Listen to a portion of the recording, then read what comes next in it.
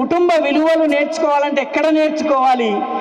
శివుడి కుటుంబం చూసి నేర్చుకోవాలి మిత్రులారా. శివుడి బొమ్మను, శివుడి కుటుంబం బొమ్మని జాగ్రత్తగా గమనించండి. శివుడి కుటుంబాన్ని చూసినప్పుడు మీకు శివుడు ఉంటాడు, పార్వతి ఉంటుంది, కుమారస్వామి ఉంటాడు, వినాయకుడు ఉంటాడు. ఒకరికి పొంతనుండదు. శివుడు ఒంటికి భస్మం పూసుకుని ఏనుగు చర్మాన్ని కట్టుకుని శ్మశానాల్లో తిరుగుతూ ఉంటాడు.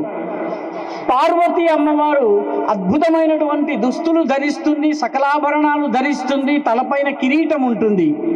ఇద్దరికీ పొంతన లేదు. భార్యకి భర్తకి పొంతన లేదు.